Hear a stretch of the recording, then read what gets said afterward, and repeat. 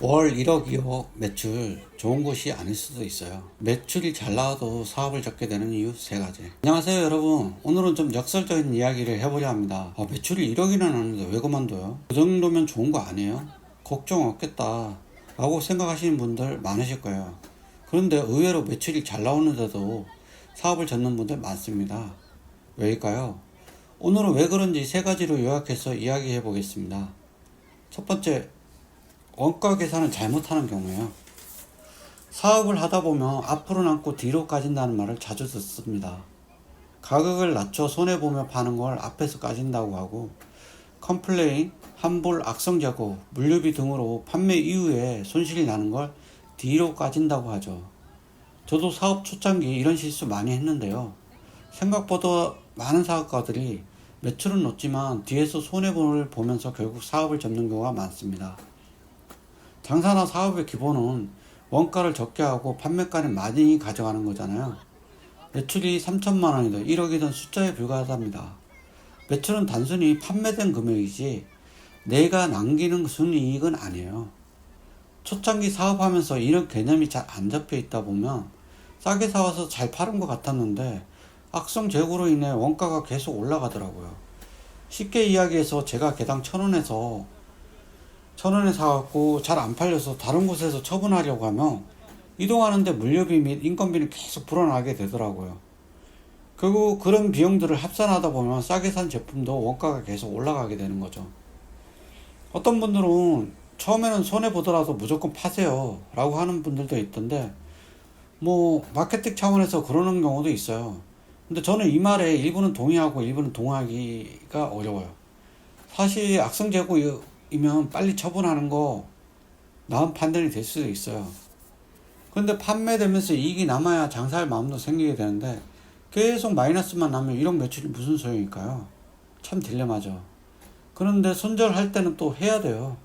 판단은 정말 상황에 따라 정말 다르답니다. 사업에서 중요한 부분 중 하나가 원가에 대한 개념을 정확하게 알고 계셔야 돼요.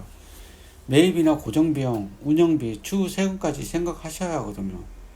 초기에는 손해를 볼 수도 있지만 장부상에 정확히 기재하고 이익이 남는지 적자가 나는지는 확실하게 알아야 해요. 장부상 이익과 적자를 정확히 볼 수 있어야 대처할 방법을 찾을 수가 있거든요. 5,000원에 사왔는데 3,000원에 치워야 할 때도 있고, 악성 재고라 계속 가져가면 물류비 때문에 원가 자체가 올라버리니 가감하게 처리할 때는 또 처리하고, 이렇게 싸게 처분해도 판매되는 순간 매출로 잡히기 때문에 세금 문제는 어떻게 될까요? 이래나 저래나 손해이긴 한데 어떤 게 더 나은 선택인지 빠르게 판단해야 합니다. 두 번째는 자만심인데, 처음 하자마자 운 좋게 사업이 잘 되는 경우 되려 독이 되는 경우가 많아요. 사업이 잘 되는 것도 중요하지만 사업을 하면서 느끼는 행복감도 중요합니다.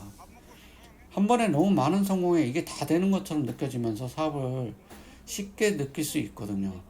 저는 그래서 사업 초창기에 자만심에 빠져서 정말 실수도 많이 하였어요. 저는 솔직히 개인적으로 사업하면서 실수는 누구나 할 수 있다고 생각해요. 중요한 건 같은 실수를 번복하지 않는 게 중요하다고 생각합니다.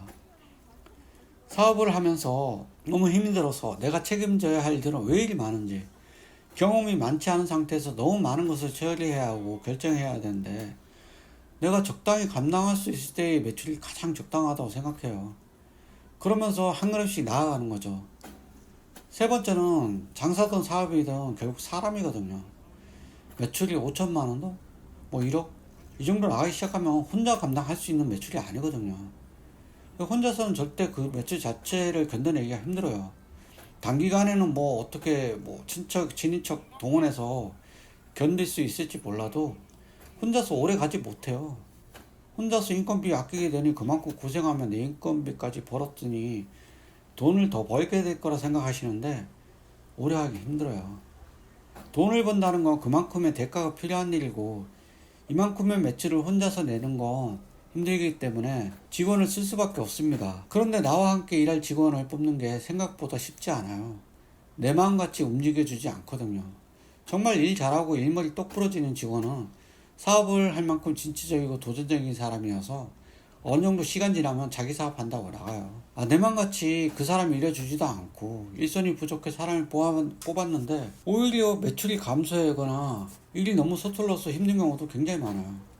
그래서 사람 때문에 너무 힘들다, 그래서 사업 접는 경우도 의외로 많아요. 사장이 되면 뭐 마음대로 할 수 있을 거라고 생각하지만 절대 그렇지 않아요. 오히려 현장에서 일하는 직원의 말을 경청해야 할 때가 더 많아요. 더 이상 내가 그 일을 하지 않고 누군가에게 맡긴 거니까요.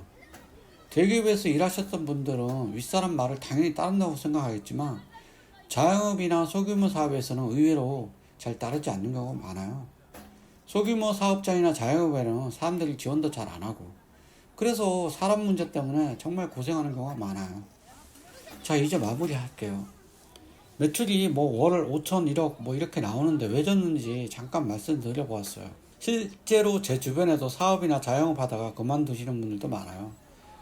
자기는 그냥 월급 받는 게 훨씬 편하고 머리 안 아프고 이게 훨씬 낫다고 하면서 사업이나 자영업은 절대 안 한다고, 그냥 월급 받는 게 배짱 편하다고 하는 분들 많습니다.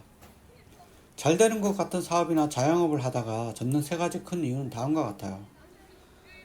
원가 개념을 제대로 이해하지 못해 미치고 파는 경우, 뭐 감당할 수 없는 손실이 발생하니 결국 그만둘 수밖에 없겠죠.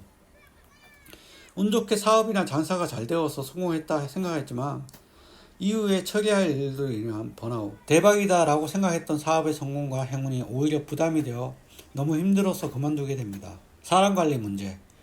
매출이 올라가면 올라갈수록 필수적으로 사람을 더 고용해야 하는데 그 사람들 때문에 힘들어서 그만두는 경우도 의외로 많아요. 매출이 적고 장사가 안 돼서 그만두는 경우도 있지만 매출이 많이 나오고 장사가 잘 되어도 힘들어서 그만두는 경우도 있다는 점을 기억해 두세요.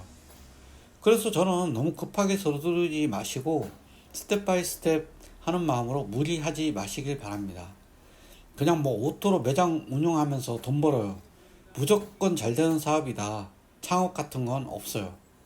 대가 없이 얻는 무언가는 생각하지 마시길 바랍니다. 그만큼 자신이 공부도 하고 노력하고 끊임없이 고민해야 합니다. 성공하신 분들 보시면 다들 그 사람의 현재 시점만 보는 경우가 많은데 그 이면에 있는 과정은 잘 안 보려고 하시더라고요.